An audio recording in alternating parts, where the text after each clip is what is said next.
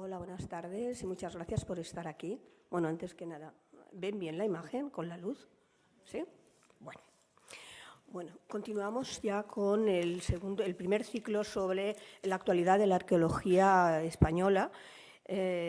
Aquí en España, por supuesto, y hoy contamos con una conferencia que nos... yo creo que es una conferencia muy interesante y relevante dentro del mundo de Medellín y también de Extremadura, sobre la ciudad de Medellín, sobre los hallazgos que se han hecho y sobre todo por ese amplio marco cronológico que engloba desde la prehistoria hasta la Edad Moderna, pasando por la romana, la medieval, la islámica, ahora les diré un breve currículum de las dos personas, los dos conferenciantes, pero quisiera hablar un poco de esta excavación, brevemente sobre esta excavación. Bueno, la localidad de Medellín es uno de los yacimientos más importantes y relevantes de Extremadura. Empezó la campaña o las primeras campañas en el año 69 del siglo pasado y desde entonces se han llevado a cabo diversas campañas sistemáticas de excavación que han dado unos resultados pues, muy relevantes, como antes he dicho, para la historia de esta ciudad, la de Badajoz y desde luego también Extremadura, ¿no? Desde que es además declarado bien de interés cultural, pues se han tenido que llevar excavaciones muchas veces de urgencias. Yo creo cada vez que se ha tenido que edificar o cualquier aspecto del mundo civil de la ciudad y que los resultados pues, han permitido localizar y descubrir muchos restos arqueológicos que en este momento pues, hasta entonces se tenían ocultos bajo la tierra, ¿no? Como nos pasa a todos los arqueólogos. Entre los dos conferenciantes, que son además las dos personas que están llevando a cabo esta excavación, está Hipólito Collado Giraldo Hipólito Collado Giraldo y Santiago Guerra Millán. Lo tenemos aquí, os digo brevemente. Hipólito Collado Giraldo es jefe de la sección de Arqueología de la Dirección General de Bibliotecas, Museos y Patrimonio Cultural, la Consejería de Cultura de Igualdad de la Junta de Extremadura. Es especialista en arte rupestre prehistórico y de gestión de patrimonio cultural. Se doctoró en el año 2006 y desde entonces es además profesor invitado del Instituto Politécnico Tomar, donde imparte la asignatura de Arte Neolítico Peninsular, y es senior en el Museo de Arte Prehistórico y Sagrado del Valle del Tajo, en Portugal. Cuenta con más de un centenar de publicaciones, tanto a nivel nacional como a nivel internacional, como el arte rupestre en las cuevas del Guadiana, el Corpus del Arte Rupestre, o ya a nivel internacional, el Symbols in the Landscape, Rock Art and its Contest, o Handas, Manos del Pasado, catálogo sobre representaciones de manos en el arte rupestre paleolítico de la península ibérica, que además hemos estado hablando sobre la importancia y, el libro, y etcétera, que esperemos que se pueda además, que pueda venir aquí dentro de unos meses y que lo pueda presentar.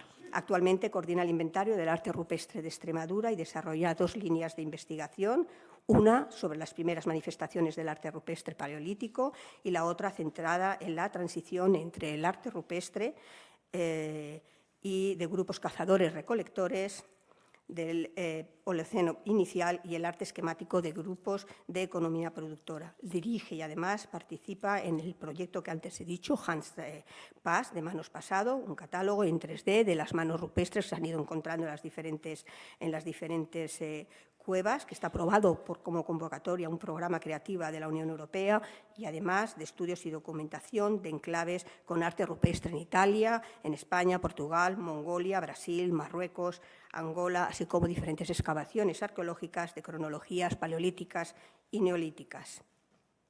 Entre ellas, pues, el Monumento Natural de Fuentes de León, a través de los orígenes, en la Cueva del Sapo del Parque Nacional de Monfragüe, o en las cuevas del Búho y de Portalón, en Perogordo, en Segovia, en colaboración con el Centro de Evolución en Comportamiento Humano de Madrid. En cuanto a Santiago Guerra Millán, es arqueólogo de la Dirección General de Bibliotecas, Museos y Patrimonio Cultural, Consejería de Cultura y Junta de Extremadura. Se licenció en el año 2003 y su formación prácticamente está dedicada a la prehistoria. Ha realizado diferentes colaboraciones en proyectos como Atapuerca en Burgos, la Cueva del Lago de Tautolet en Francia, yo también estuve cuando era joven ahí, en las excavaciones de las cuevas del Conejar, Santa Ana y Maltravieso en la ciudad de Cáceres. Entre el año 2004 y 2006, trabajó como arqueólogo realizando intervenciones arqueológicas de urgencia en yacimientos paleolíticos, prerromanos, romanos y medievales, sobre todo en Portugal, Castilla-La Mancha y Extremadura. Entre el 2006 y 2007 trabajó como arqueólogo municipal en Malpartida de Cáceres, realizando el inventario de los hallazgos de esta zona. En el año 2007 comenzó a dirigir también intervenciones arqueológicas en el poblado de Medellín, siendo uno de los coordinadores junto a 5 arqueólogas de la excavación en el Teatro Romano de Medellín. Desde el año 2009 trabaja como arqueólogo para la Junta de Extremadura, donde realiza trabajos relacionados con la gestión del patrimonio histórico extremeño y es colaborador de proyectos como SHARE, que se está implantando en la comarca pacense de La Serena. En estos últimos 5 años ha realizado o ha colaborado como coautor en más de una docena de artículos centrados en la historia y en arqueología.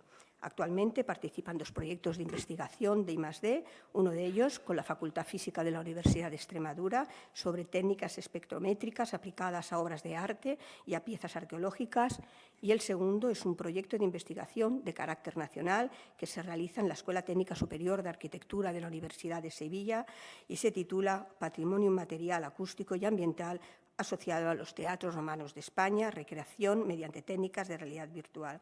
Entre los premios es coautor junto a Hipólito Collado de la redacción del proyecto Recuperación y Consolidación del Teatro Romano de Medellín, que fue galardonado en el año 2013 con el Gran Premio de Conservación Patrimonial de los prestigiosos premios Europa Nostra, y en el año 2017 ha sido galardonado con el Premio de Investigación Histórica V Cecilio Metelo. Bueno, yo creo que ya me toca callarme. Yo les dejo con ellos dos y, bueno, estoy segura que se trata de una conferencia muy interesante y que pues, dará a conocer muchos resultados que hasta ahora desconocemos. Muchas gracias. Buenas tardes. Antes de nada agradecer al Museo Arqueológico Nacional, a la gestión del Museo Arqueológico Nacional, la invitación que nos han hecho a la Junta de Extremadura, a la Dirección General de Bibliotecas, Museos y Patrimonio Cultural, a la cual pertenecemos los dos conferenciantes que estamos aquí sentados hoy, por darnos la oportunidad, la magnífica oportunidad de venir a un foro como este a presentar los últimos trabajos de uno de los enclaves arqueológicos más importantes de nuestra tierra, más importante no solo de Extremadura. Yo creo que Medellín es un referente para la arqueología nacional y como tal lo estamos tratando de llevar para adelante y de gestionar en el marco de un proceso que vamos a tratar de explicarles a la limón entre Santiago Guerra y yo mismo, en el cual vamos a exponer una primera parte de carácter más historiográfico, de la cual la abordará mi compañero Santiago. Seguiremos a continuación con otro apartado donde vamos a exponer de una manera diacrónica todas las evidencias arqueológicas que han sido documentadas en Medellín y no solamente en el propio yacimiento del enclave del Cerro y su ciudad, sino en el entorno más inmediato, porque hay novedades arqueológicas importantes. Yo comenzaré con la etapa pre- y protohistórica, Santiago retomará con la etapa romana, islámica y llegará a esta época contemporánea, porque es un afán el trabajar de forma integral en el yacimiento. Y a partir de ese momento daremos un paso a una última etapa donde yo volveré a retomar para hablarles de cómo hemos abordado, cómo queremos abordar y estamos abordando la gestión de un yacimiento con las características de Medellín, lo que ha supuesto, a dónde hemos llegado y lo que pretendemos que sea para el futuro. Eso es un poco a grandes rasgos la estructura de esta conferencia y sin más dilación toma la palabra mi compañero porque son muchas las imágenes que queremos mostrar y esperemos que no se aburran. Muchísimas gracias por su atención, muchísimas gracias por estar aquí esta tarde. Bueno, buenas tardes. Me sumo a los agradecimientos de Poli, de tener a tantos amigos, colegas hoy aquí y agradecer al museo también que nos haya querido invitar a contar un poquito lo que se viene haciendo durante una serie de años en Medellín, ¿no? Medellín, para los que no lo conozcáis, ahí tenéis una serie de imágenes en las que se puede ver la localización geográfica del enclave. Perdona, a ver si se ve aquí. Ahí lo podéis ver en la imagen. Medellín se conocía y es famoso por ser la población natal de Hernán Cortés. Pero también, desde tiempo inmemorial, pues se conocía la colonia romana de Metelinos, ¿no? Se piensa, o las fuentes así lo recogían, que Quinto Cecilio Metelo funda un campamento militar en las guerras sertorianas en ese enclave estratégico de Medellín, y a raíz de ahí se inicia el poblamiento en ese lugar, ¿no? En ese cerro. Como veis, es un enclave estratégico porque está situado en un cerro que controla este vado de paso del río Guadiana, y está en una zona que tiene una feracidad, una fertilidad de tierra magnífica. Entonces, es un sitio que siempre ha estado codiciado a lo largo de la historia y a lo largo de las imágenes vamos a ir viendo un poco cómo ha ido pasando, ¿no? Las primeras referencias de testimonios arqueológicos pues nos las hace llegar Juan Solano de Figueroa y Altamirano. Es un arcipreste que presidía la iglesia de Santiago, esta iglesia que ven aquí, y él nos deja esta referencia en un libro que escribe en 1650. Dice: han quedado rastros del circo que hubo en esta ciudad donde se hacían las fiestas circenses y regocijos públicos, y hoy se ven sus fragmentos entre el castillo y Santiago. Como podéis ver, este es el castillo, esta es la iglesia de Santiago, y aquí se ven estos muros, que era lo que él veía en 1650, y son las primeras referencias a restos arqueológicos de Medellín. A final del siglo XIX y principios del XX, el patrimonio y la historia de Medellín no tenía gran relevancia, la propia población no la valoraba en su justa medida, a excepción de Eduardo Rodríguez Gordillo, que es esta persona que ven aquí, era un cura de la iglesia de San Martín. Él es uno de los mayores impulsores y valedores de esa historia de Medellín, y es una de las personas que más lucha porque se construya un monumento, como es la estatua de Hernán Cortés, un monumento al conquistador, a Hernán Cortés, ¿no? Eduardo Rodríguez Gordillo escribe un libro, Testimonios Artísticos de Medellín, Apuntes Históricos de Medellín, y en él recoge toda la historia, todos los restos, todos los vestigios arqueológicos se recogen en ese libro. Entonces, es como un libro de cabecera ahora para cualquier arqueólogo que quiera hacer una intervención en ese yacimiento, porque da mucha información que tiempos después, con las guerras de la independencia y con la guerra civil, todos los archivos se queman, y gracias a ese libro conocemos una gran cantidad de datos. A principios del siglo XX, ese patrimonio de Medellín no tenía tan poco valor, lo que estábamos diciendo. ¿Qué pasaba? Pues que el ayuntamiento mismo le compra el castillo en 1917 al duque de Lerma por 4.000 pesetas para destinarlo a cementerio. Daros cuenta la importancia que se le daba en aquel momento a ese patrimonio histórico. Las primeras referencias, o la primera imagen, es la que estáis viendo ahora mismo. Esa es la primera imagen que tenemos del teatro. Y el cura del que os hablaba antes, Eduardo Rodríguez Gordillo, decía en su libro, dice: hoy se conservan rastros o vestigios de este teatro o circo. Él ya lo queda en duda. Ya en 1650 había dicho que era un circo, pero él ya dice teatro. Dice: más pequeño que el de Mérida, y aún subsiste una de las entradas a vomitorios entre el castillo y la iglesia de Santiago. Ahí pueden ver esa entrada a vomitorio.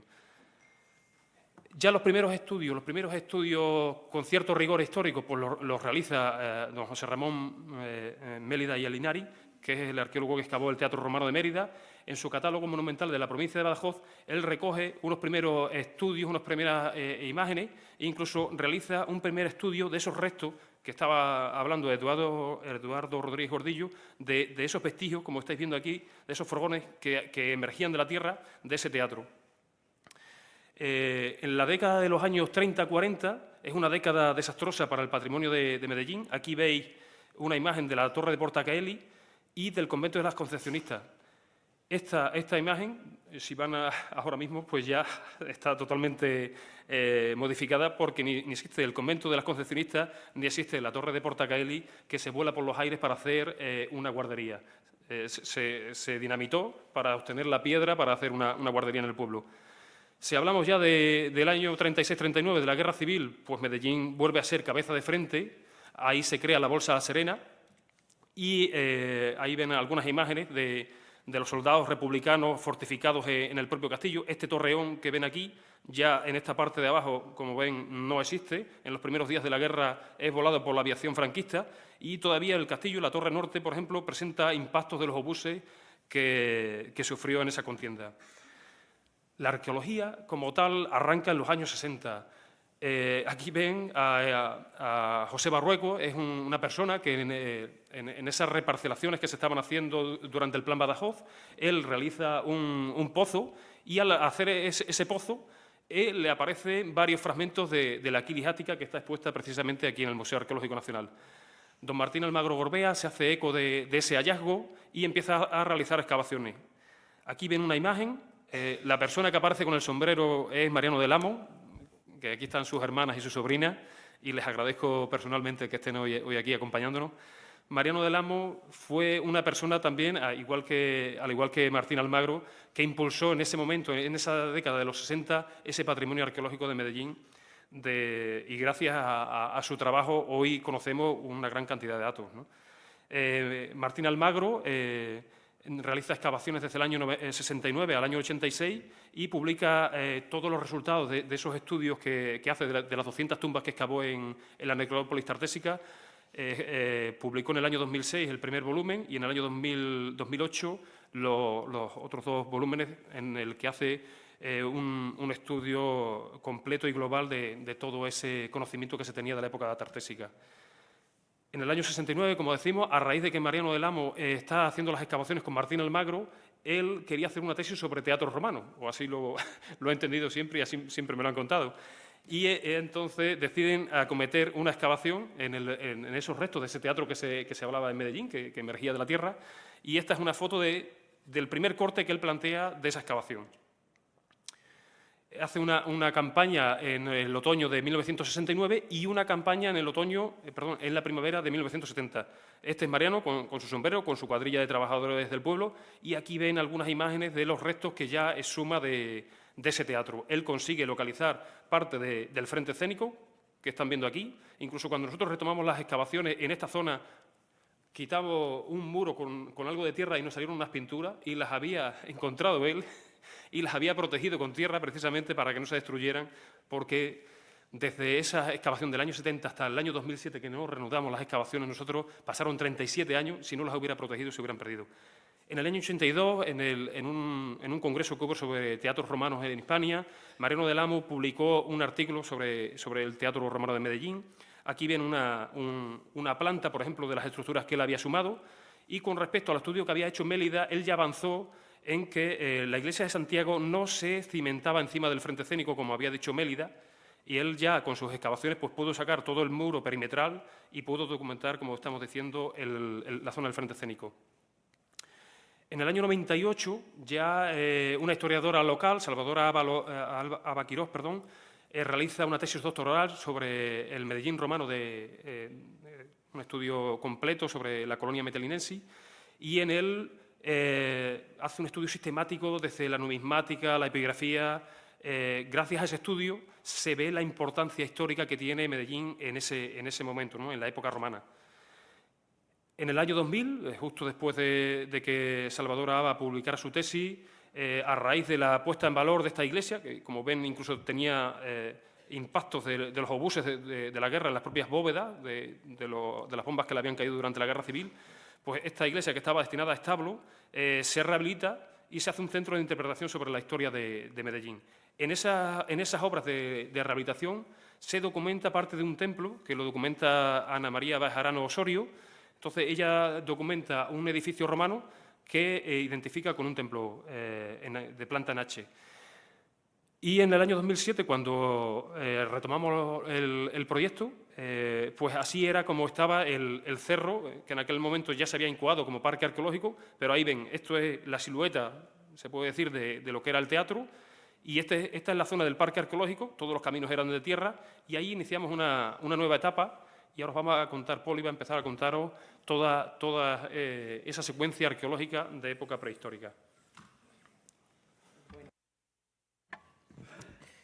Tras este primer repaso historiográfico exhaustivo que ha hecho Santiago, en este mapa están viendo ustedes el contexto arqueológico de Medellín. En el círculo central, si miras eso es, en este círculo, este es el enclave de Medellín, ciudad, cerro, y el territorio más próximo a Medellín, como verán, es inmensamente rico en patrimonio arqueológico.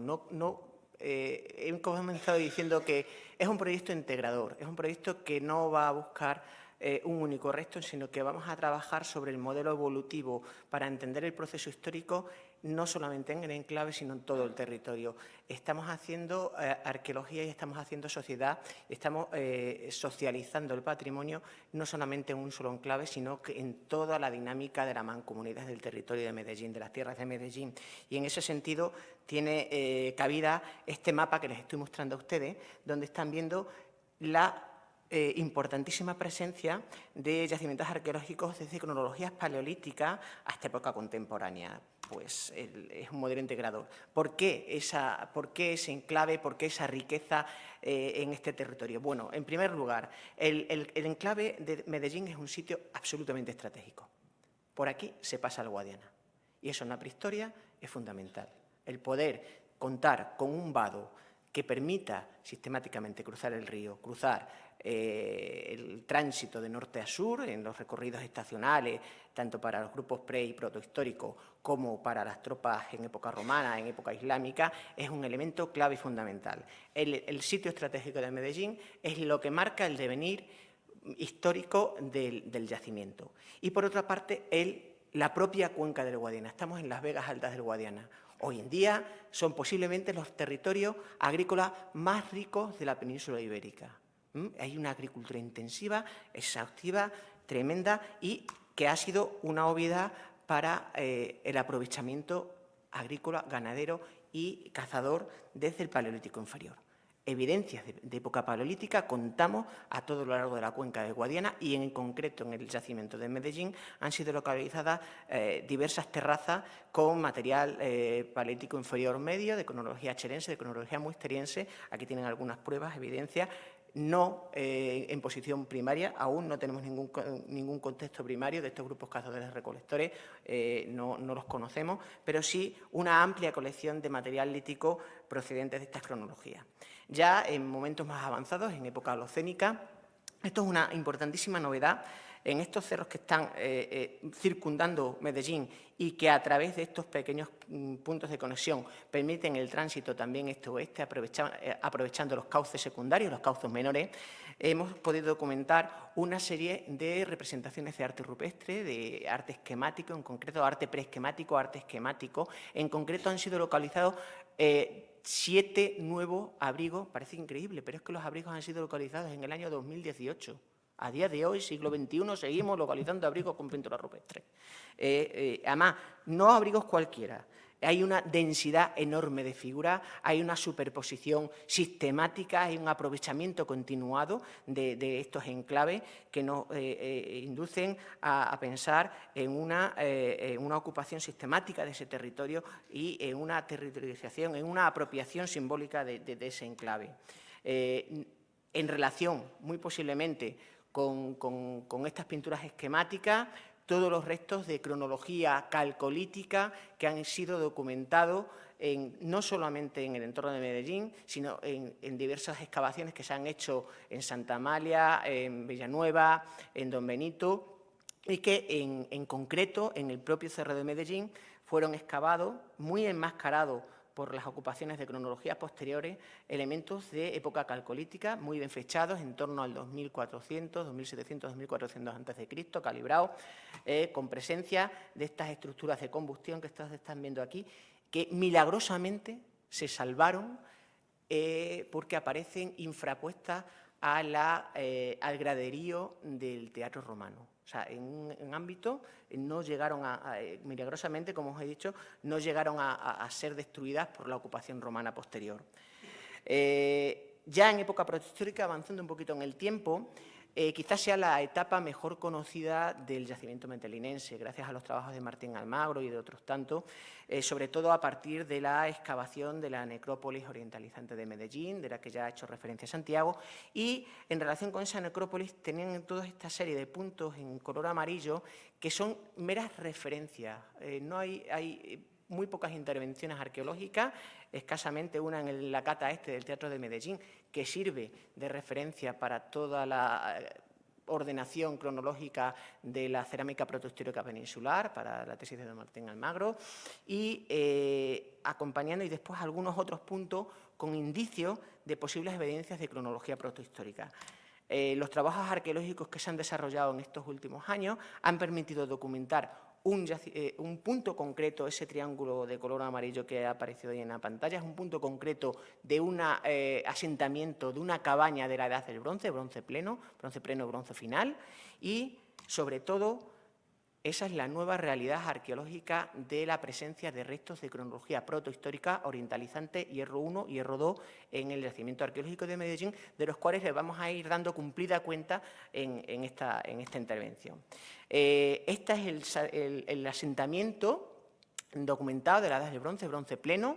Es un asentamiento, una cabaña, un fondo de cabaña con sus agujeros de poste, sus estructuras de combustión y donde se ha recogido una importante cantidad de restos óseos que nos están indicando una evolución en el aprovechamiento de la fauna. Por supuesto, se mantiene fauna cazada, pero sobre todo se está invirtiendo el aprovechamiento. Pasamos del ovicáprido a una preferencia por el uso de los bóvidos, por el aprovechamiento de los bóvidos, ya en estas sociedades más avanzadas. Pero sobre todo, el gran yacimiento, el gran momento del yacimiento protohistórico de Medellín es la época orientalizante, el Hierro I, la época orientalizante del yacimiento. Esta es aquí tienen ustedes las necrópolis en color violeta, elementos relacionados, la antigua necrópolis excavada por Almagro, una nueva zona de necrópolis que ha aparecido en la zona de Mengabril y una en el interior, una tumba ya de cronología bastante avanzada, en el propio casco urbano de Medellín. El resto son asentamientos, son estructuras de hábitat, como esas que están viendo ahí, donde sistemáticamente estamos documentando una serie de estructuras. Esto es lo que no teníamos en Medellín. El asentamiento, nos faltaba, teníamos los muertos, pero nos faltaban los vivos, por lo menos el hábitat de los vivos. Y esto es lo que estamos encontrando en Medellín, pero no solamente, bueno, por supuesto, acompañado con una amplísima cultura material, sino que lo que estamos viendo que el yacimiento, la ocupación protohistórica, obedece a una secuencia dilatada en el tiempo. Son sistemáticas las superposiciones, las reutilizaciones, la aparición de elementos en contextos de reutilización y con piezas, bueno, clarísimas, cerámicas tipo Medellín, elementos cazuelas carenadas de borde almendrado, de carena alta, el uso, como están viendo aquí, muy reiterativo de moluscos de río. Se están consumiendo por millares en el yacimiento metelinense y, como ya os he dicho, unas estructuras que tienen por características las plantas cuadradas, los suelos de tierra apisonada, los engobes de carácter rojo, suelos a la almagra y también el uso sistemático, igual que aparecen en los encachados de las tumbas de Medellín, del canto de río como material constructivo.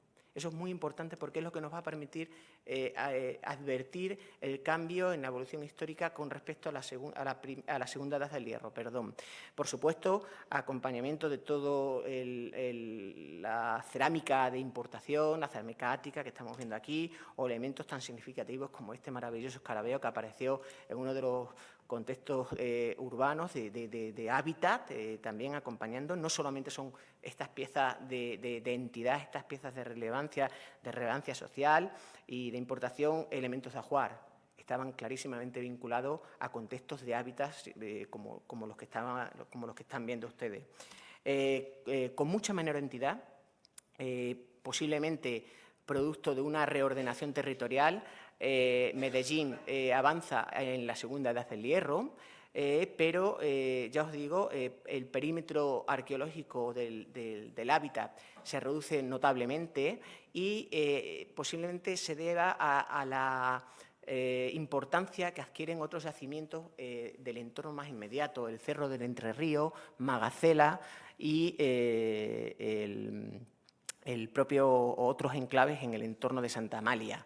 Aquí están viendo las típicas cerámicas pintadas de la segunda edad del hierro y advertimos que hay un cambio también en la fábrica de los muros, de los elementos constructivos que se están construyendo en este momento.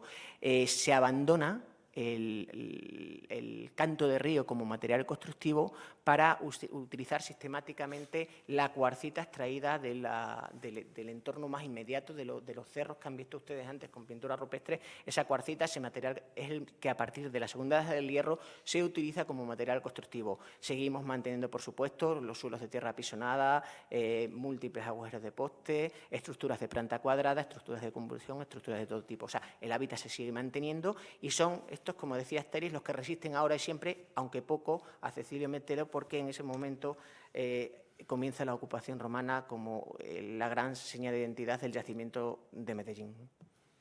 Bueno, retomo yo ahora. Os voy a hablar un poquito de la secuencia romana. Pásame.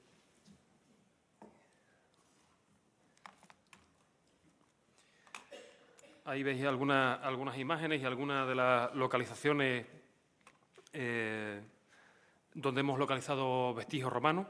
Lo que se conocía cuando empezamos en el año 2007 era el teatro, que ya lo hemos destacado en el tema de la historiografía, y también un trabajo que hizo García y Bellido sobre el llamado puente romano de Medellín. Era un trabajo preliminar y en aquel momento, pues eso, la mayoría de los pilares de ese puente estaban amortizados por la propia grava de las avenidas del río. Entonces, los únicos vestigios de esa colonia, que incluso algunos investigadores hablaban de colonia fantasma, porque prácticamente no había datos sobre ella, ¿no? Aparte de la referencia que hace Plinio en el siglo I, que dice que es una de las 5 colonias de la Lusitania, pues pocos vestigios arqueológicos como tal había en ese enclave. A raíz del año 2007, de ese proyecto que iniciamos en el año 2007, este era el estado que presentaba el teatro. Después de los trabajos de Mariano del Amo, como habíamos dicho, se había llenado pues todo de hierba, se había deslizado parte de la ladera que había caído dentro, rocas. En el año 2007 iniciamos esos trabajos de documentación de la zona del teatro. Se marcó que la zona de excavación que íbamos a desarrollar sería la zona del frente escénico y lo primero que hicimos fue desarrollar una serie de trabajos previos de limpieza, de acondicionamiento, de vallado del mismo, porque empezaron también a entrarnos piteros, que decimos nosotros, detectoristas de metales, a hacer unos agujeros por la noche. Entonces, tras esos trabajos, iniciamos las campañas de excavaciones en septiembre de ese año 2007. Esta es una imagen de marzo del año 2008, en la que ya ven parte de la columnatio del teatro, de esos derrumbes que amortizaban el espacio del Eposcaenium. Aquí ven, pues eso, gran cantidad de ese material, de ese colapso del frente escénico que había caído dentro del Eposcaenium. Y algún detalle, por ejemplo, de algunos de los capiteles. ¿Qué llama la atención? Pues llama la atención el estado de conservación que tienen esos capiteles, que son piezas de granito revestidos con estuco. Que esa decoración, con esas hojas de acanto, con esos pétalos o los canalillos, toda esa decoración, 2000 años después, la sigamos conservando y lo que nos falta en una de las piezas lo tengamos en otra, podemos hacer una reconstrucción virtual de cómo fue esa columnatio del teatro, pues es impresionante, ¿no? Se recuperaron sobre 70 piezas entre basas, fustes, capiteles, además de cornisas de quima reversa, una gran cantidad, como estoy diciendo, de material arquitectónico. Al final de ese primer convenio, terminamos en el año 2000, en junio de 2008, pues esta es la imagen que ven de ese momento en el que terminamos ese primer proyecto. Eran unos proyectos mediante convenios de colaboración en el que el SESPE, la Consejería de Economía y Trabajo, aportaba el dinero y la Mancomunidad Integral de Municipios del Guadiana contrataba el personal para desarrollar los trabajos. Desde julio a diciembre de 2008, desarrollamos un nuevo proyecto de intervenciones en el que ya hicimos la excavación completa de toda esa zona sur del teatro. Ahí ven pues, un momento de esos trabajos de excavación con algunas de las arqueólogas. Aquí está Eva y María también, que estuvieron también de codirectoras con nosotros en esos proyectos, excavando allí. Y en esos procesos de excavación, pues uno de los hallazgos más sensacionales que tuvimos fue esta magnífica estatua. Estaba oculta dentro de uno de los pozos de los mástiles de subida y bajada del auleum, del telón del teatro. Ahí viene el proceso de excavación de la estatua, el proceso de la extracción, la limpieza, y esas dos últimas imágenes que están viendo aquí es una pieza que está ya colocada en la colección permanente del Museo Arqueológico de Badajoz. Es una pieza que se ha integrado en la propia colección permanente del museo. Es una pieza similar a la que aparece en el Teatro Romano de Segóbriga, con la pierna adelantada, tipo coré, con la técnica de los paños mojados. Se intuye, como ven, tiene una calidad espectacular. Se intuye desde el pecho, el pecho izquierdo, los botones, por ejemplo, de cómo iba cerrada esa túnica, o incluso las ondulaciones del propio manto, que es una talla súper difícil de hacer. Según avanzamos los trabajos, apareció otra parte de otra estatua y tuvimos la suerte de encontrar la parte de abajo, incluso esta cabecita que están viendo aquí, que parece que pertenece a esta estatua, no estaba junto a los dos trozos que están viendo, pero parece que encaja en cierta medida con el propio volumen. Esta pieza tiene 1,20 de altura, es una estatua juvenil, femenina, y la anterior que estaban viendo tiene 1,67 de altura, y también sería una estatua femenina. De la otra, lo que no nos ha permitido fechar o identificar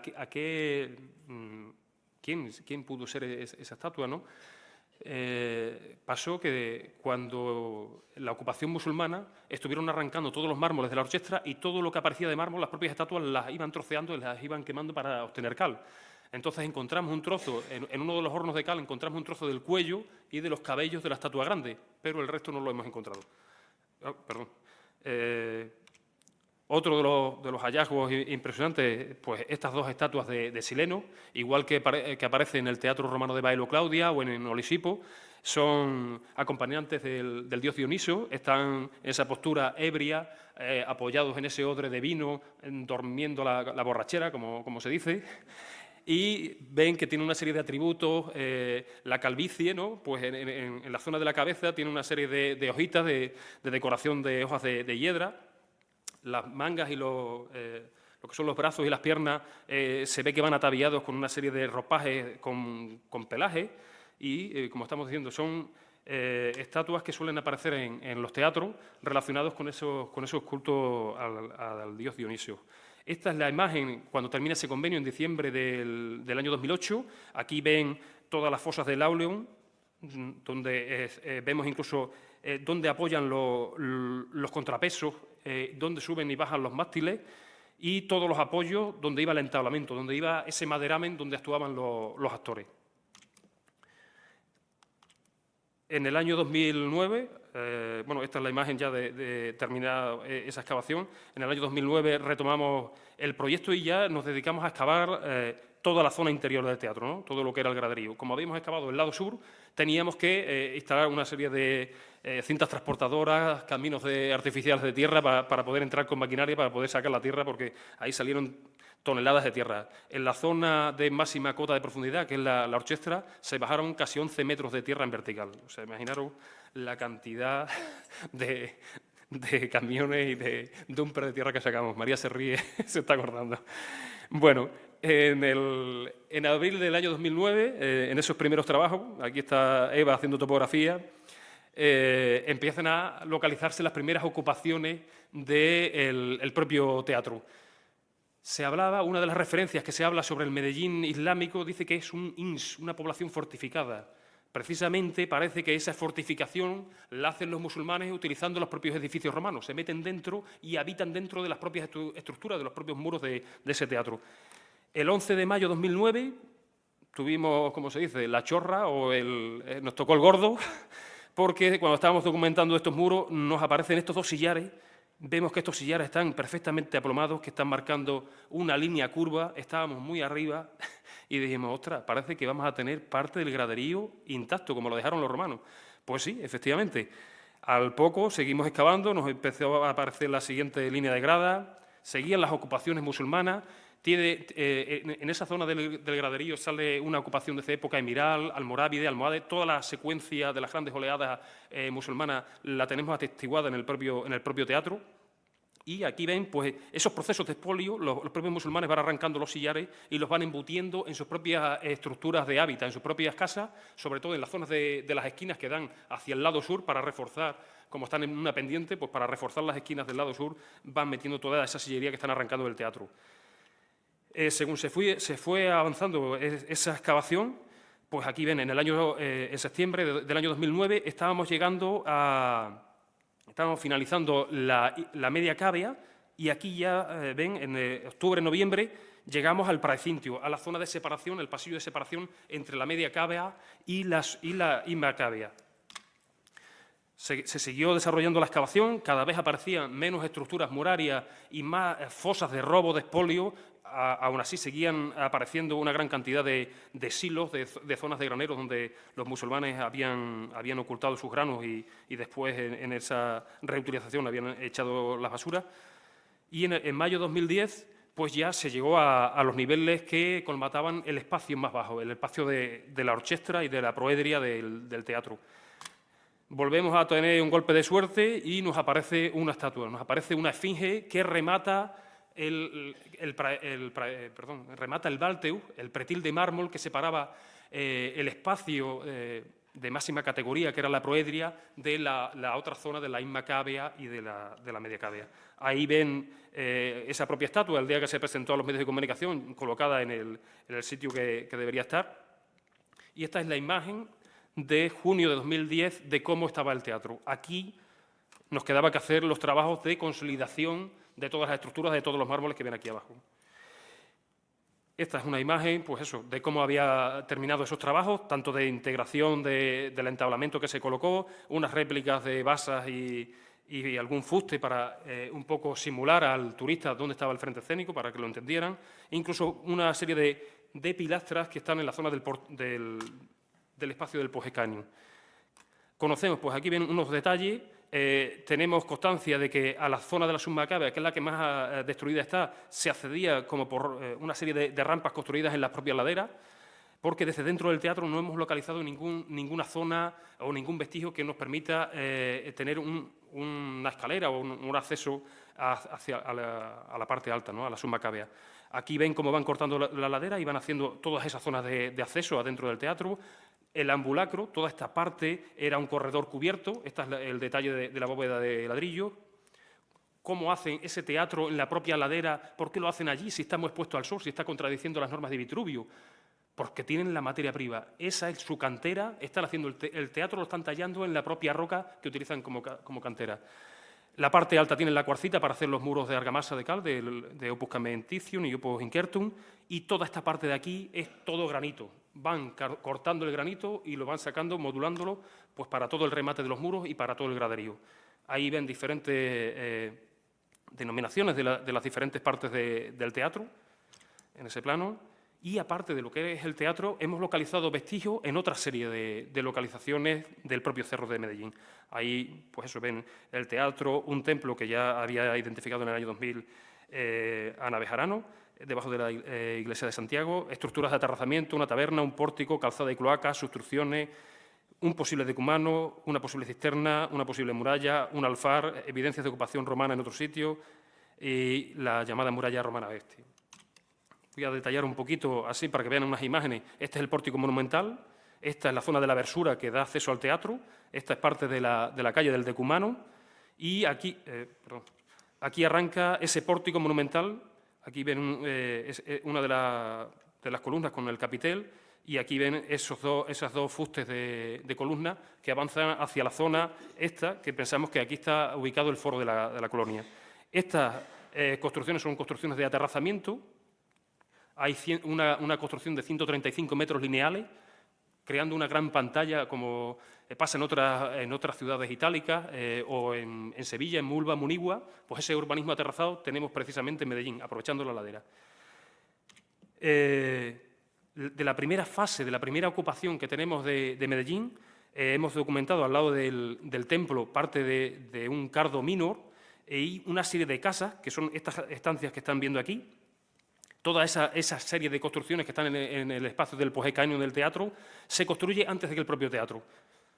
Primero son estas casas, se construye esta cloaca, después Se hace esta reforma con esta calzada y el templo, que tienen aquí la moldura inferior del templo, y después ya se construye el teatro y lo último que se hace es el pórtico Post-Skyline, el pórtico del peristilio que hay en la zona trasera. Pero en el propio casco urbano, a raíz de la declaración de Vic y de implementar que se tienen que hacer seguimientos y excavaciones en las obras que se hagan de construcción en este pueblo, pues aquí ven, por ejemplo, parte de 3 hornos romanos. Estaba inicialmente después lo reforman y construyen este horno que están viendo aquí. Esta es la entrada del horno para cargar la cámara de combustión. Y aquí tienen parte de esos ladrillos que se conservaban todavía de otro horno de planta rectangular. En la calle del Coso, en otra calle, también se cambiaron las tuberías, nos salieron una serie de muros, también unas zonas de vertidos de material romano. Esos materiales romanos están dando una cronología desde el siglo I al siglo IV después de Cristo. Ahí ven, cuando se hace este chalet, se hicieron una serie de sondeos y dijeron que no había aparecido nada. Pues precisamente cuando hemos colocado los tubos en la calle, ahí ven parte de esos muros. Como ven, intentamos siempre integrar y marcar en los pavimentos que construyamos dónde están las estructuras, porque seguramente mañana no estemos nosotros. Y el vecino no puede decir, voy a hacer una obra, voy a pasar la fibra óptica. Así, quedándolo atestiguado, marcado en su propio pavimento, cualquier persona sabe que justo debajo de esta estructura que ven aquí, este marcado que tenemos en el pavimento, tenemos esta estructura. O sea que si se va a hacer una obra, el propio vecino puede decir, cuidado, que ahí debajo están los restos. En el campo de fútbol se hizo una obra de una construcción de un graderío. Ya se había hecho, en los años 80, ya se había hecho una cimentación que no llegó a hacerse después la grada y nos sale parte de una necrópolis, como ven, de cubierta de tipo capuchina, que también había documentado su hermano, Mariano del Amo, cerca de ese sitio. Pues ahí también encontramos eso, parte de la necrópolis. En la zona de acceso hacia la parte del parque arqueológico están estas estructuras. En estos últimos años hemos documentado ligeramente algunos de esas estructuras. Nos salen algunos restos de pavimento que nos está dando indicios de un gran edificio que, no sé, estamos barajando la posibilidad de que pudiera ser una zona de termas. Las inscripciones, pues se han recuperado algunas inscripciones. En esta, por ejemplo, ven, hace referencia a 2 ediles que construyen un gran muro. Pensamos que puede ser parte de ese muro de aterrazamiento, de esos 135 muros de terrazas que se construyen para elevar el nivel de uso que tiene el espacio del peristilo. Y también un duovir, por ejemplo. En ambos, en esta anterior aparecen las palabras Caecilius, que están vinculándolo con ese campamento de Quinto Caecilio Metelo. Y en este caso, pues eso es lo que estábamos diciendo, un duovir.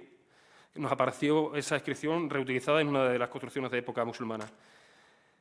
El Medellín islámico, pues lo que decíamos, se conocía la zona del castillo. En el propio castillo quedan vestigios de ese poblamiento musulmán, pero en otras zonas hemos localizado también otros restos. Lo que mejor se conservaba a lo largo de la historia de ese Medellín musulmán es este aljibe, que, aunque en las dimensiones es mucho más pequeño que el de Cáceres, que el del Museo de las Veletas, pero tiene esa misma tipología de arquería. Justo debajo de la iglesia de Santa María del Castillo, excavamos y sacamos todo el escombro que colmataba otro aljibe también de esa cronología, y en unos últimos trabajos que se han hecho en la muralla de la Barbacana del Castillo nos ha aparecido estos restos que están viendo aquí de parte de esas murallas con los alzados de tapial en la parte alta de esa época musulmana. Como os decía antes, dentro del propio teatro tenemos una zona amplia de hábitats domésticos, con casas con suelos de ladrillo espiga, sus desagües, sus zonas de letrina, y en los extremos, en esa zona donde se habían expoliado más el graderío, pues estaban todas las zonas de los silos. Aquí ven algunos de esos silos en los que hemos encontrado cáscaras de almendra, trigo, cebada, cascabullos de bellota, una serie de materiales que nos permite identificar un poco pues, cómo era toda esa alimentación que tenían. Esto es parte de una de las casas que excavamos en la zona de la versura del teatro, con su patio, un molde para hacer medallas que apareció dentro de la excavación del graderío, diferentes estampillados de esa época islámica,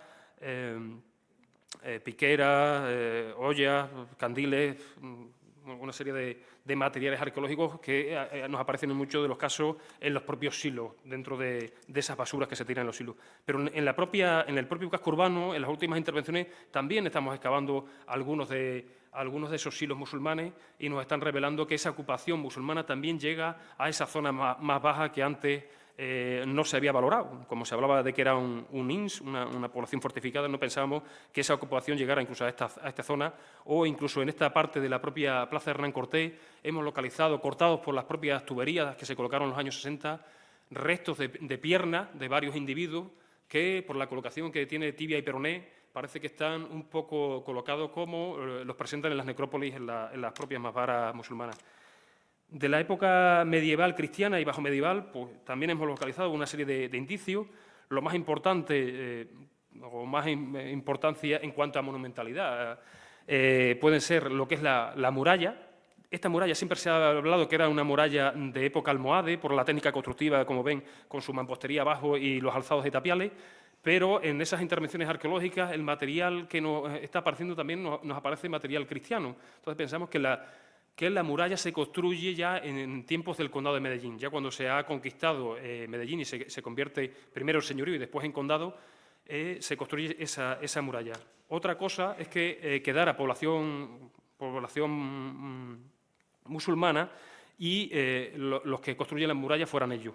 Aquí ven, por ejemplo, la calle San Martín, pues cuando se estaban cambiando las tuberías, localizamos este tramo de esa muralla.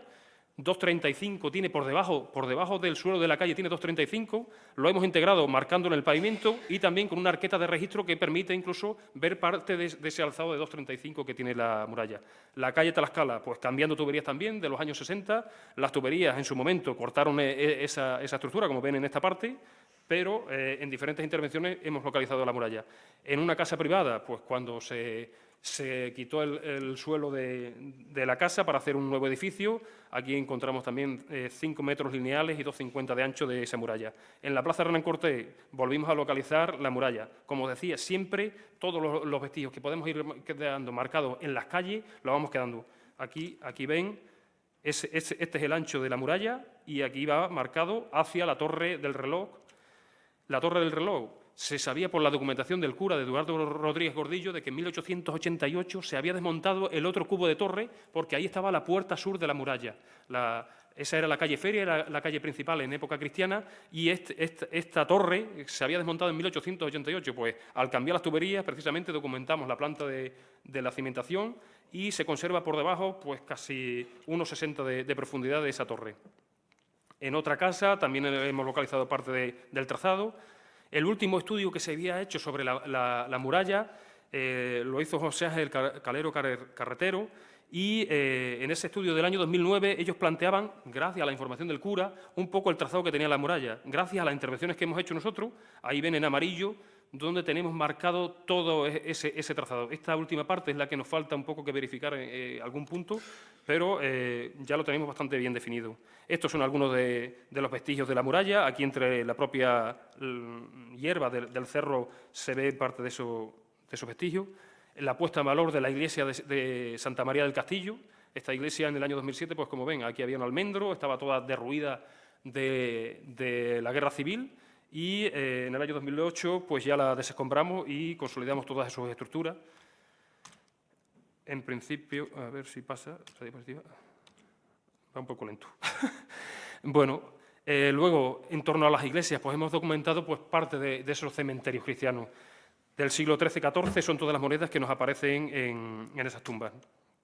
Ahí ven algunas imágenes de esos enterramientos. La casa Hernán Cortés. En 1809, una vecina de la casa Hernán Cortés, que siempre se ha dicho que estaba aquí, en la plaza de... Este es el hito, además, que marca la ubicación de donde estaba la casa del conquistador, Hernán Cortés, pues dice que los soldados franceses lo han destruido. Y cuando hicimos las obras de la calle, pues localizamos parte de la línea de fachada de esa antigua calle Feria, que se desmontó, toda esta manzana se desmontó para hacer el monumento a Hernán Cortés. Hemos documentado parte de la línea de fachada y lo hemos integrado, todos esos vestigios, para que quede constancia de que ahí debajo está parte de hecho. Lo que hablamos del puente romano de Metelinum. Actualmente estamos desarrollando una intervención de documentación de esas pilas, de esos pilares que se habían dado por Romanos, por Mélida, por García de Bellido, una serie de investigadores que siempre los habían visto esos cubiertos de grava. Estamos desarrollando ahora los trabajos de limpieza, no hemos terminado aún, pero la documentación histórica que hemos conseguido recabar y las marcas de cantero, la técnica constructiva, nos está dando que esos pilares que nosotros estamos documentando actualmente pertenecen al puente que se reconstruye entre 1525 y 1575, que hay documentación histórica, incluso de un libro de cuentas de qué se estaba invirtiendo en ese puente. Ahí ven parte de esas pilas volcadas, incluso una infografía que hemos hecho de esta pila que tiene 9 metros de altura. Con eso estamos ya intentando hacer una modulación de cómo era ese puente. De la época contemporánea, ya voy terminando, pues la guerra civil. Como decimos, Medellín se convierte en cabeza de frente de la Bolsa de la Serena, el puente es volado, como ven aquí en esta imagen, y en todo el entorno pues quedan una gran cantidad de vestigios, tanto de nidos blindados, estos son otro nido blindado que defendía la entrada del puente, el propio paseo de ronda se rebaja para meter 2 líneas de tiradores, o buses que localizamos en las intervenciones. Y claro, surge una cosa que cuando llegan los turistas a Medellín dice, pero ¿por qué en este pueblo se construyen las iglesias fuera del pueblo? Ven, aquí está la iglesia de San Martín, aquí está la iglesia de Santiago y dentro del castillo tenemos la iglesia de Santa María. Realmente esas iglesias no se construyeron fuera del pueblo, todo eso era el pueblo. Pero ¿qué pasó? En la batalla de Medellín, el 28 de marzo de 1809, se produce una batalla que en ese día, a mediodía termina la batalla, mueren, según las fuentes históricas, 10.000 españoles y 4.000 franceses. Está puesta en el Arco del Triunfo de París como una de las batallas insignes que gana Napoleón. Y se quedan acantonados 3.000 franceses en Medellín y destruyen una gran cantidad de casas. De las 458 casas que había, quedan parcialmente habitables 170. Imaginaros la destrucción. Y cuando hemos hecho obras en este entorno de lo que es el parque arqueológico, pues aquí nos salen, como ven, todos esos suelos, nos salen la munición que utilizaron los soldados franceses, los siles, los chisqueros con los que detonaban sus armas. Estos son vestigios de la guerra civil, tanto la trinchera que corta parte del teatro, balas, vainas, la trinchera que cortaba y se metía debajo de ese aljibe musulmán que habían utilizado ellos como búnker, pues en ese escombro de la iglesia de Santa María localizamos una gran cantidad de material bélico que se está analizando. Aquí vienen algunos morteros, los restos que hemos localizado y el tipo de mortero barrero, o vainas de pistolas, incluso restos óseos que está estudiando una antropóloga forense para hacer un poco el estudio de esos restos. Las trincheras, como decíamos, todo esto era parte de esa población de época moderna que destruyeron los franceses, y aquí ven parte de las calles empedradas, todo esto está lleno de casas. Y después en la guerra civil, todo esto ven, lo vuelven a cortar y estas son las zanjas de las trincheras. Esta es una zona de trinchera que sube al castillo y aquí tienen otra, siempre a cubierto del fuego enemigo que estaba en las sierras de enfrente. Y ya le paso la palabra a Poli y ya terminaré. Muchas gracias. Bueno, creo que tienen algún que otro motivo para ir a Medellín, ¿no? Porque algo se ha ido cambiando, ¿verdad? Bueno, ahora les voy a contar un poquito, ya para terminar muy rápidamente, cómo lo hemos tratado de gestionar, cómo se está tratando de gestionar toda esta potencial arqueológico tan tremendo como el que hemos tratado de enseñar, como Santi y como yo hemos tratado de enseñarle aquí a Matacaballo, están corriendo. Y insisto, como futuros clientes, deben ustedes ir a verlo porque merece la pena ir a Medellín. Y evidentemente es una tarea de mucha gente. Esto no podía ser de otra manera. Son muchas las instituciones que están colaborando, que están empujando, algunas más que otras, obviamente. Y, entre otros, los elementos fundamentales. Aquí, vamos, fíjense ustedes si empujan gente que hasta el obispado empuja, porque parte del terreno de Medellín es del obispado actualmente, ¿no?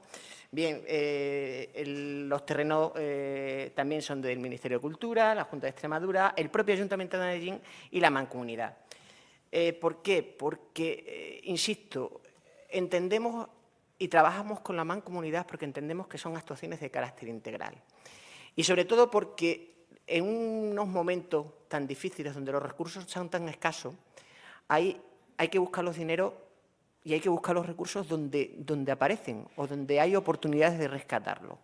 Y en ese sentido, las formaciones, los planes de formación para el empleo son una excelente oportunidad. Pero los planes de formación para el empleo bien gestionados o bien entendido.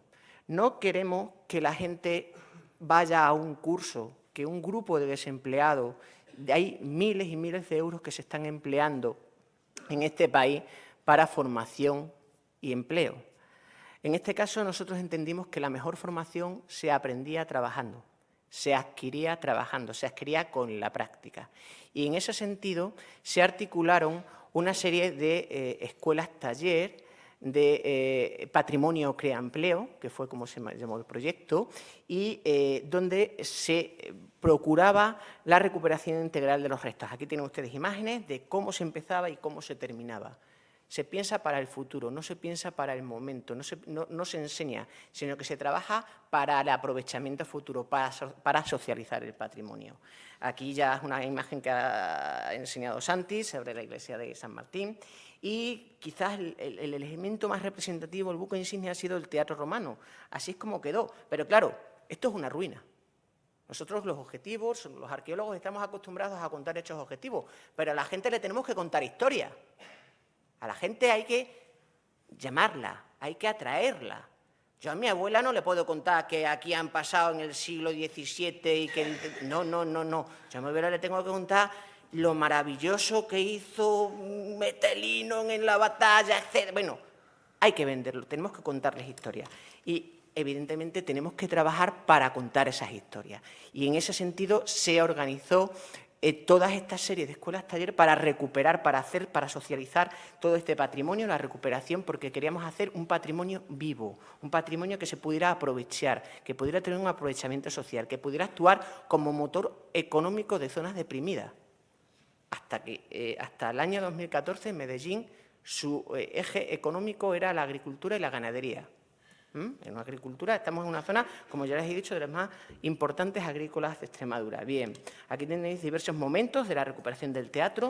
El objetivo era recuperarlo en su integridad, que se pudiera usar. Y, te digo, de tal manera que se aprovecharon hasta las cloacas. Las mismas cloacas romanas son las que nos han servido, por ejemplo, para realizar la evacuación de las aguas del teatro, del aprovechamiento. La antigua iglesia de Santiago de Medellín, una iglesia bombardeada, una iglesia recuperada, donde encontramos un edificio público, posiblemente un templo. Debajo es el espacio museográfico, donde podemos enseñar parte de los restos originales del yacimiento. Ese conjunto de maravillosa, insisto, maravillosa pieza de arquitectura decorativa, de arquitectura constructiva y de frente escénico, que además marcan la primera fase también del Teatro Romano de Mérida. Hay un estudio desarrollado por el Instituto Arqueológico Alemán donde se está analizando el paralelo entre la arquitectura decorativa, la arquitectura constructiva del frente escénico y la primera fase de la arquitectura decorativa del frente escénico del Teatro de Mérida. Son exactas, son similares. O sea, la misma mano hizo los capiteles del Teatro Romano de Mérida y los capiteles del Teatro Romano de Medellín. Es absolutamente fabuloso. Lo que pasa es que, a diferencia de los de Mérida, que ustedes podrán contemplarlos muy mal conservados en el Poescaenium del Teatro Romano Meritense, aquí los tenemos estupendamente bien protegidos y bien conservados y muy bien puestos para que ustedes lo vean estupendamente y maravillosamente podrán ver todos los detalles de esa primera arquitectura decorativa de ambos teatros. Bien, toda esta serie de intervenciones de recuperación, ya lo ha dicho Santiago, no nos vamos a extender más, echarnos flores, nos dieron el premio Lupa Nostra estupendamente, lo recibimos muy bien, además nos dieron 10.000 euros, pero sobre todo el objetivo fue este: darle vida al teatro. Hemos vuelto desde el año 2014, Medellín es sede del Festival de Teatro Romano de Mérida, el Festival de Teatro Clásico de Mérida. Y se recupera. Hemos vuelto a darle vida a ese teatro. Un teatro que se quedó olvidado, un teatro que se murió en el tiempo, en la historia, en la noche de los tiempos, y ahora vuelve a tener vida. Además, con un éxito tremendo, tremendo. Las noches de Medellín son inigualables, no solamente por el teatro, sino por el bar tan estupendo, porque con unas copas maravillosas que también todo eso hay que hablarlo.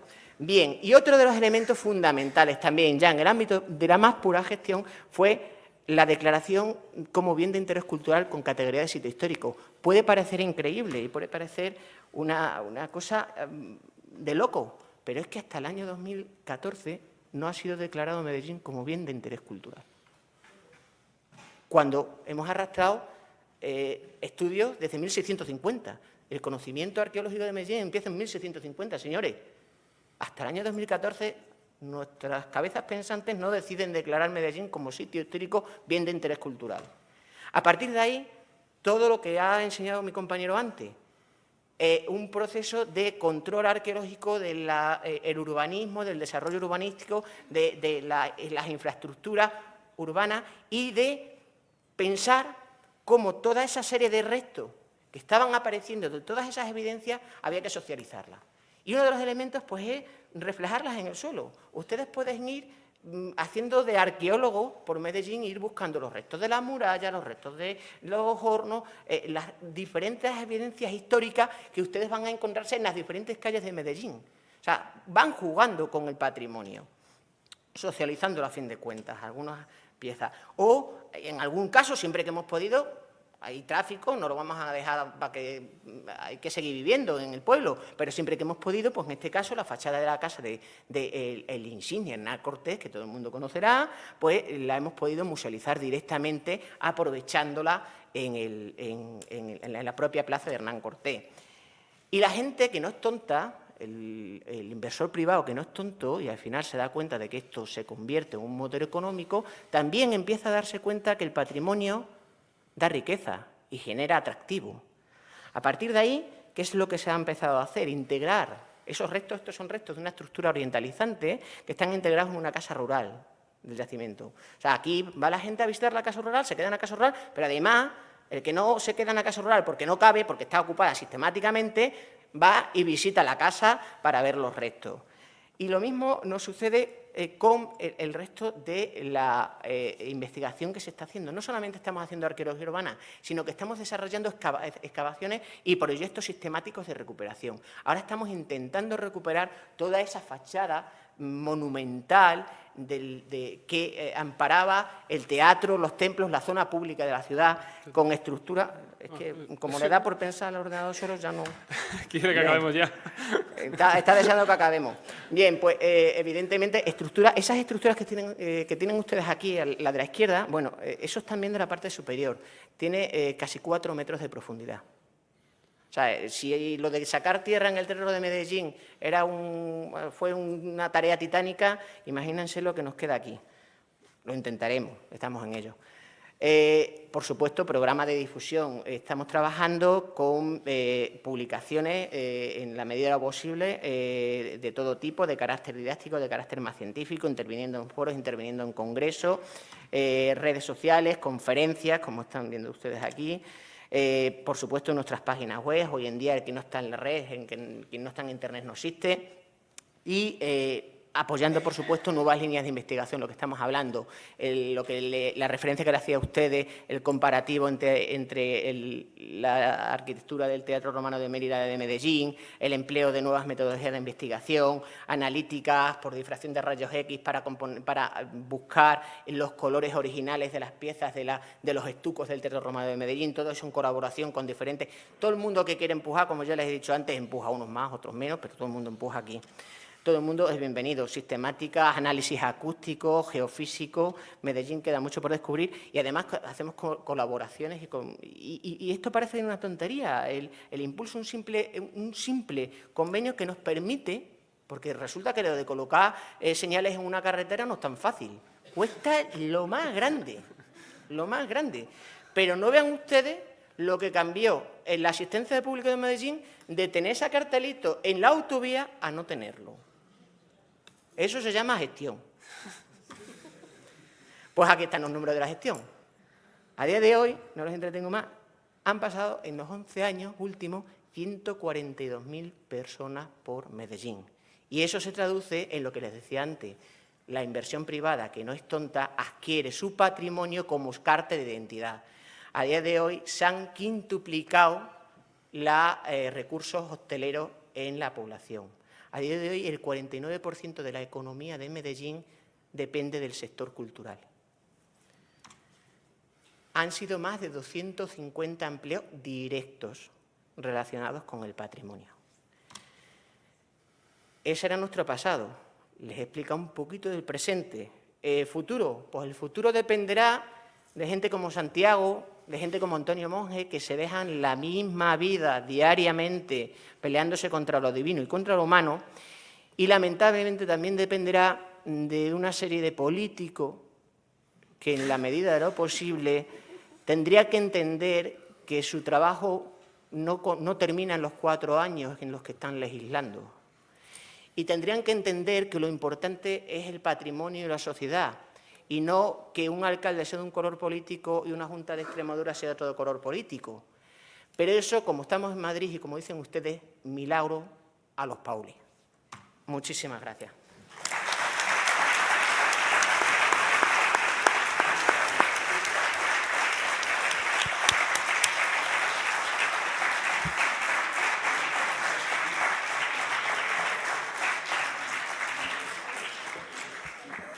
¿Podéis cerrar eso? Sí. Bueno, muchísimas gracias por esta conferencia. A mí personalmente me ha encantado cómo lo habéis explicado y luego el trabajo que lleváis haciendo y cómo habéis recuperado el patrimonio histórico y estáis recuperando el patrimonio histórico de Medellín. La verdad que, es no sé si queda muy bien decirlo, pero un gustazo escucharos. Y además, como lo contáis, no sé, yo como arqueóloga creo que vivir eso es lo más importante y además lo que hace que te dediques horas, tiempo y que se te pase todo y cuando te has dado cuenta dices, Dios mío, pues llevo 3 días aquí, no me he levantado todavía, ¿no?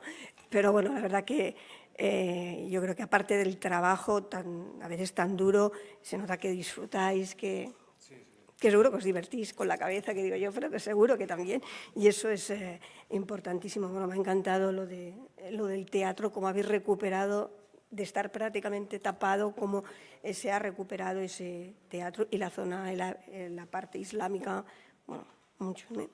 Y yo quería preguntaros, primero a ver si alguien quiere alguna pregunta, pero antes de que se me olvide, ¿hay algún estudiante por la Universidad de Castilla-La Mancha o de la Complutense para que después venga a firmar?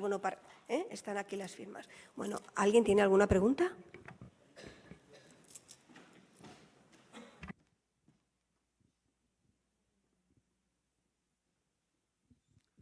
Es una pregunta doble.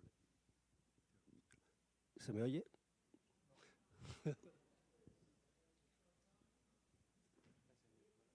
Ahora. Es una pregunta doble. Si podéis ampliar algo la información sobre el escarabeo egipcio. Y la segunda es, ya que habéis hablado del tema del territorio, si podéis conectar Medellín con Cancho Roano y el Turuñuelo.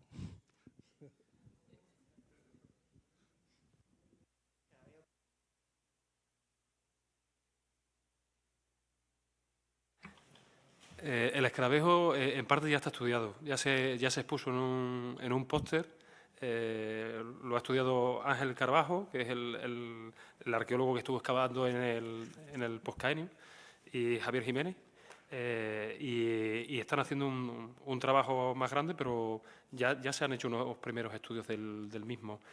Y después la conexión, desde luego, hay que conectar esos yacimientos. Cuando se hizo la conferencia del Turuñuelo aquí en el Museo Arqueológico, también Sebastián Celestino y también lo comentaron, hay que crear una ruta tartésica que salga bien desde Mérida, bien desde Zalamea y pase pues, por el Turuñuelo en Guareña, por Medellín, por La Mata en Campanario y Cancho Roano en Zalamea, porque hay una serie de enclaves que no solo que se hayan hecho excavaciones, sino que están musealizados, tienen sus centros de interpretación, están acondicionados a la visita y ya permite tener una ruta tartésica, pues yo creo que de mucho empuje, y en los próximos años con la excavación del Turuñuelo se va a Pero quizás, si a lo que te refieres en tu pregunta es cómo lo relacionamos, evidentemente es una sustitución casi. Estamos hablando que la herencia de un asentamiento estable como es el del Cerro de Medellín se trasluce a una territorialización donde cuando posiblemente Medellín entre en decadencia, o por lo menos esa etapa o ese hábitat entre en decadencia o declina, de alguna manera es cuando van a florecer los grandes edificios como Cancho Roano, como el túmulo de Guareña que está excavando Sebastián Celestino, que habéis visto por aquí, como el Cerro de la Barca también en el entorno, o en Mérida, o algunos otros yacimientos que lo que están haciendo es aprovechar de forma más intensiva el territorio. O sea, que toda esta serie de elementos que has visto arqueológicamente constatados en Medellín no exceden en la mayor parte de los casos del siglo VI a.C., cuando las mayores partes de las evidencias de estos edificios monumentales son entre el VI y el V, con límite al IV. O sea, lo que hay es una progresiva sustitución desde el punto de vista arqueológico. No sé si... Como las villas romanas. Si a eso inicialmente están en las ciudades, después ese poblamiento en el Bajo Imperio, ¿no? de esas villas que van territorializando y van un poco controlando, aparte de lo que son los grandes poblacionales, pues van controlando ese territorio. No sé si te hemos contestado a la pregunta. ¿Alguna pregunta más?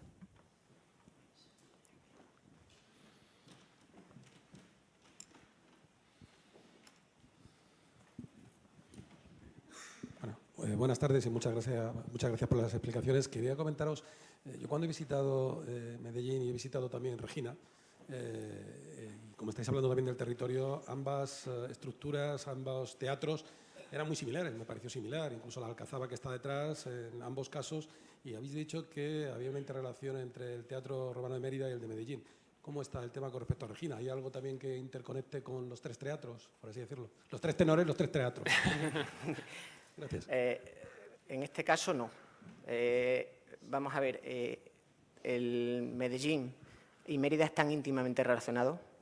Tal es así que Medellín entra en decadencia cuando Mérida se funda. Parece que hay un balance político, un balance de la organización, de la estructura territorial y política del primer siglo, durante el siglo I, de la ocupación romana, y la fundación de Medellín la fundación de Mérida es la condena para Medellín. De hecho, el eje de comunicación fundamental se traslada al puente romano de Mérida, y hay un dato que quizás haya pasado inadvertido, pero es que a día de hoy no tenemos puente romano en Medellín, porque el que se pensaba que era puente romano resulta que es del siglo XVI. Tenemos que seguir buscando, ¿eh? O sea, eso... no vamos a renunciar a tenerlo, O sea, porque aquí... siendo colonia... Pero es un dato muy significativo. Tenemos un magnífico vado, pero no tenemos puente, a día de hoy, de momento. Hay un momento de convivencia, el siglo I parece ser... O sea, tenemos una fundación previa de Medellín, obvia. Hay un momento de convivencia y un momento de apogeo tremendo de la urbe emeritense y una decaída progresiva de la urbe meterinense, ¿vale? En ese momento de convivencia, tanto una como la otra, parece que hay una pugna ahí por ver quién es el que rivaliza en esplendor, en magnificencia, y en ese momento el mismo taller, sistemáticamente, ya lo están estudiando desde varios puntos de vista, pero el mismo taller que está haciendo el Frente Escénico de Mérida está haciendo el Frente Escénico de Medellín.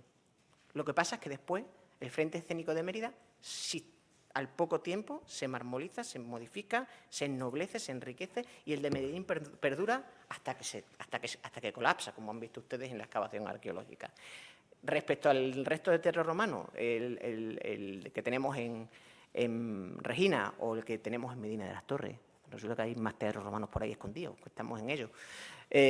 Bueno, pues no tienen, desde el punto de vista constructivo, es bastante más pequeño el de Medellín, el de Regina, es una técnica constructiva muy diferente, posiblemente de una cronología un poquito posterior, y desde el punto de vista de la relevancia como monumental del edificio, en nada que tiene que ver el de Medellín, muchísimo más monumental, muchísimo más grandioso que el Teatro de Regina, que le tenemos muchísimo cariño, pero lo tenemos un poquito de segunda fila. La vinculación, de todos modos, está creada actualmente con el Festival de Teatro Clásico de Mérida. Tiene su sede en Medellín y tiene su sede en Regina, o sea que la conexión existe dentro de esa provincia, están esos tres teatros, como bien dice, y los tres se están usando para el uso que se les dio originalmente cuando se construyeron. Hola, buenas tardes. Ante todo, muchas gracias por la conferencia. Y yo tenía un par de dudas. ¿Qué capacidad tenía el anfiteatro?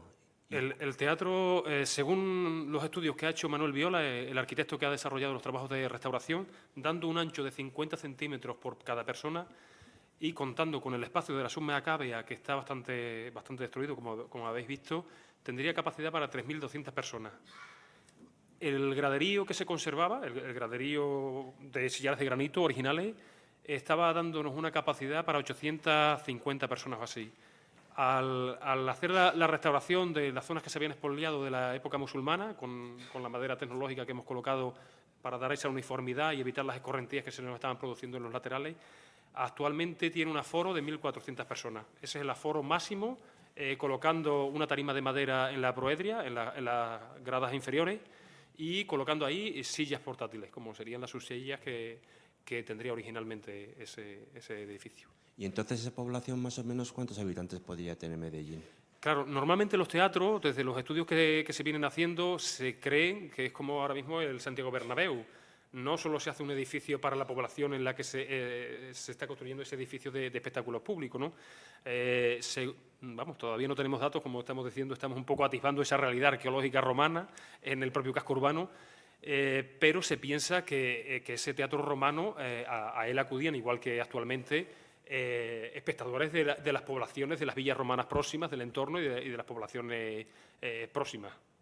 O sea que se piensa que el edificio se construía con una capacidad de aforo que cediera incluso de la propia demanda de la propia población en la que se construía. Tenemos un problema, entre comillas, y bendito problema, es que a día de hoy la evidencia arqueológica que se está excavando infrapuesta a la población actual de Medellín corresponde con estructuras de carácter industrial, la mayor parte, o necrópolis de época romana.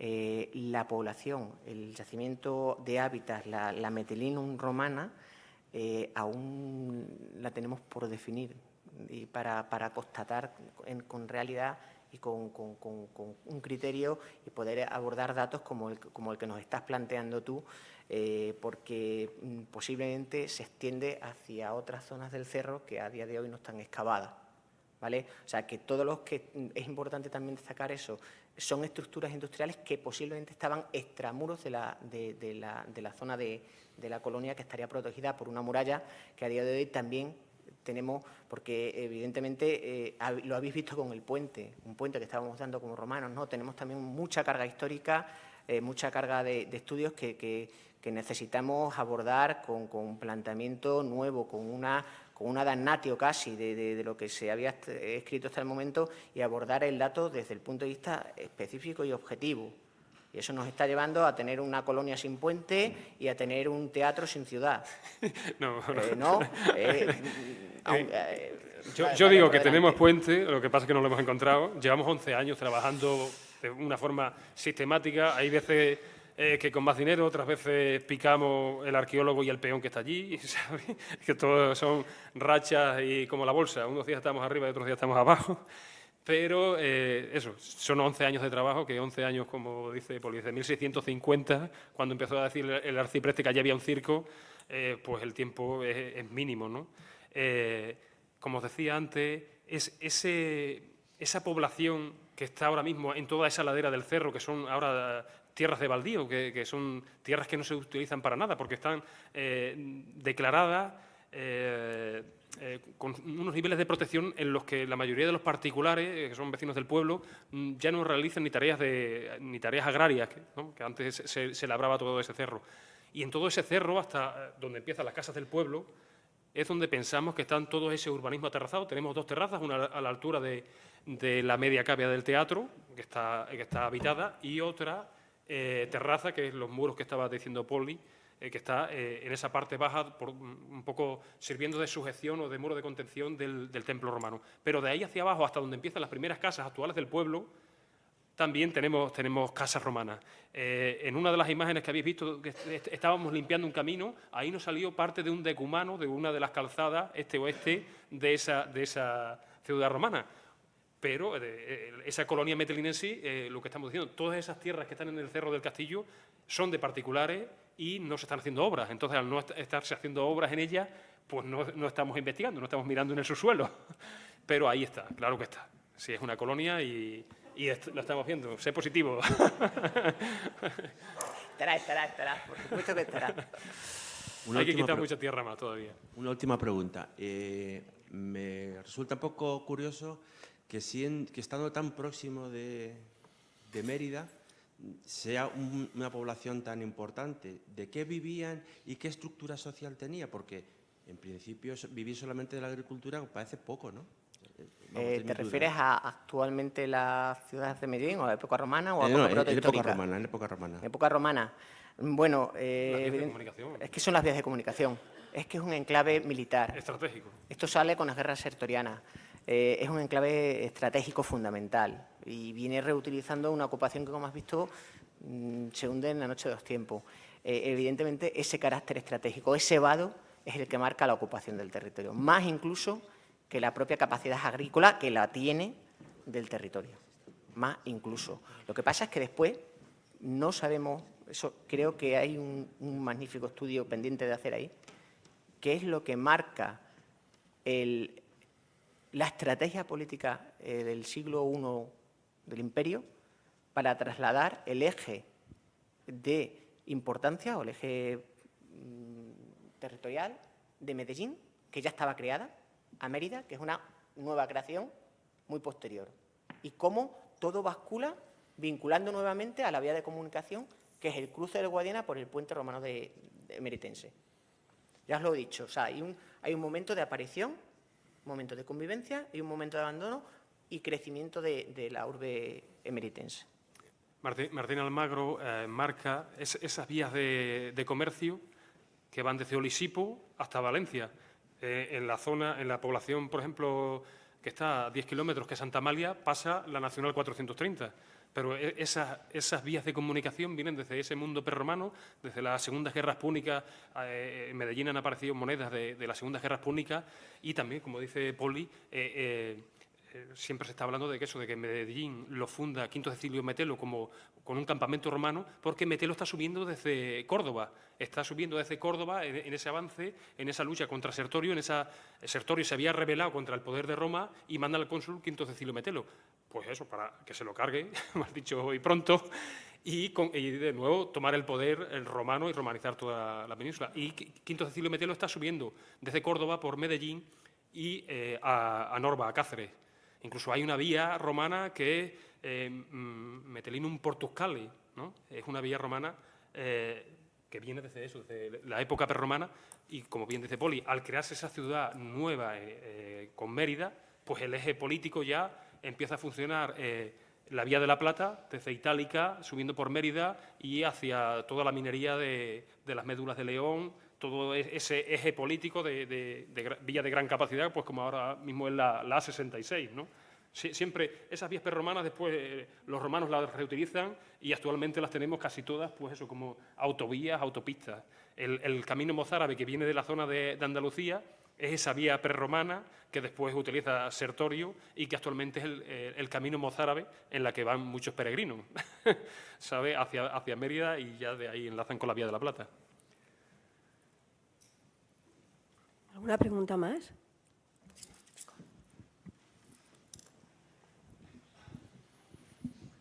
Bueno, buenas tardes. Y os quería hacer una pregunta y un planteamiento sobre la cuestión de por qué Medellín cae, más o menos, y Mérida sube. La pregunta es qué fuentes escritas, además de las arqueológicas, romanas hay, porque habéis mencionado a Plinio, creo. Entonces, ¿qué fuentes escritas, además de Plinio, hay? Si hay. Y luego, lo del planteamiento podría ser que fuera, porque Mérida fue una fundación de Augusto, entonces podría ser que el emperador tuviera una insistencia personal en hacer que su ciudad creciera como medio de reforzar su prestigio. Desde luego. Respecto a los fondos, bueno, posiblemente eso, lo que estás hablando, es una carácter. Mérida es una ciudad creada por y para gloria del emperador.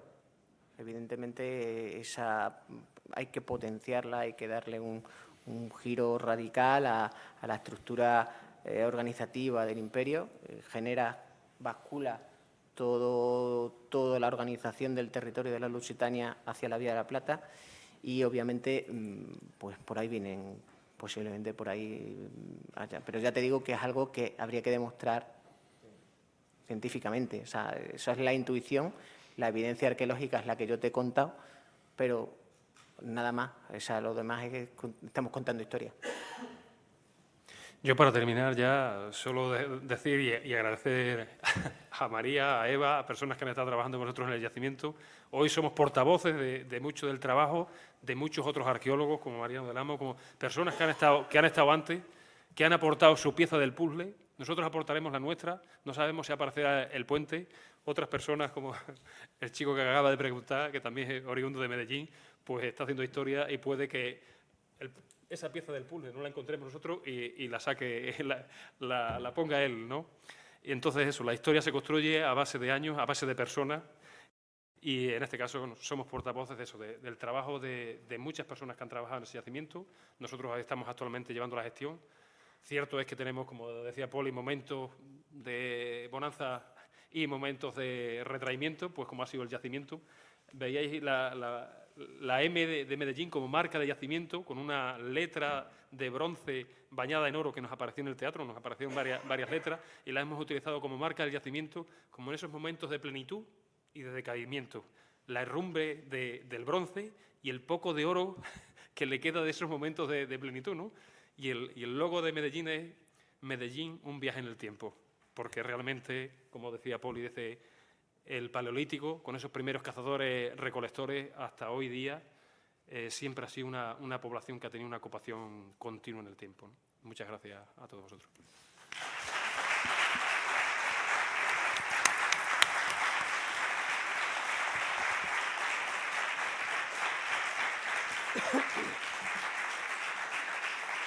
Yo tenía dos preguntitas. Bueno, son de intendencia arqueológica. Una que, ¿durante cuánto tiempo al año excaváis, más o menos? Y luego, bueno, ya os digo, cuando habéis hablado antes de los talleres de la gente, ¿vienen estudiantes o es gente solamente que está en paro o se puede apuntar cualquiera o cómo va? Ahí... Sí, la excavación es permanente y sistemática durante todo el año. El seguimiento arqueológico se realiza desde la Dirección General de Patrimonio, en concreto desde la sección de arqueología. Está asignado Santiago con el apoyo del resto del mío y del resto de la poquita gente que estamos en el Departamento de Arqueología. Y los talleres de empleo dependen de los programas, no depende de la Consejería de Cultura, depende, en este caso, de la Consejería de Empleo, de Economía y Empleo. O sea, es aprovechar recursos donde los hay. En este caso, programas de formación para el empleo son los que ahí, ¿qué es lo que sucede? Que no aparecen estudiantes porque estamos educando profesionales. O sea, son gente que está cobrando, que está ganando un sueldo, que trabaja para formarse en técnicas, por ejemplo, se me ocurre las últimas que se han hecho, de construcción de técnicas tradicionales de construcción en piedra seca. ¿Por qué? Porque hay que reconstruir gran parte de las estructuras que habéis visto de muros en piedra seca, son las que están levantando las escuelas profesionales de aprendizaje que se están haciendo. En algunos otros casos, pues se ha pagado directamente la excavación. Se ha generado un fondo económico, fondos propios de la Dirección General de Patrimonio, y se han pagado directamente excavaciones específicas. La Junta destina un dinero, la Consejería de Cultura destina un montante económico de dinero y hace un convenio de colaboración con una administración. Los primeros los desarrollamos con la Mancomunidad Integral de Municipios del Guadiana, en el que venían parados de toda la comarca para generar esa idea de que se estaba invirtiendo un dinero público en una cosa que es pública, para ponerla en valor, pero ese rendimiento dinerario de esa inversión pública se la estaba llevando todas esas personas desempleadas a cargo de su fuerza de trabajo, de su trabajo, pero estaba llegando a todos esos pueblos de esa comarca, porque claro, una de las cosas que nos decían en la Mancomunidad era que también, y es razonable, las propias poblaciones decían, ¿qué saca mi población de que se está invirtiendo 1 millón de euros en Medellín? Pues eso, esa inversión le estaba llegando también a parados que ellos tenían en su propia población. Los últimos convenios del año 2014 y 2015 han sido directamente con el propio ayuntamiento y los parados eran de la propia población, a excepción del cuerpo técnico. Arqueólogos, restauradores, topógrafos, esas personas, en función de los exámenes que se han hecho, podían, aquí, como digo, está Eva y María entre el público asistente, que son 2 arqueólogas y topógrafas, y ellas vivían en Madrid y se presentaron al examen y estuvieron trabajando con nosotros. ¿Sabe? El personal desempleado es de esa zona y el cuerpo técnico, pues, de donde sea. Pues nada, pues felicitaros por la conferencia, por este trabajo, que no perdáis ese espíritu de investigador y arqueólogo que no se tiene que perder nunca, aunque desfallecemos a veces, pero que no se pierda, y bueno, y que encuentres tu puente romano. Yo creo que ya que ha salido un escarabeo referido a Horus, habrá que encomendarse a Horus, que seguro que como dios egipcio te lo pone en bandeja el año que viene. Y aquí te quiero ver, ¿eh? Desde luego, desde Os luego. quiero ver. Vale, pues muchísimas gracias a todos. Gracias.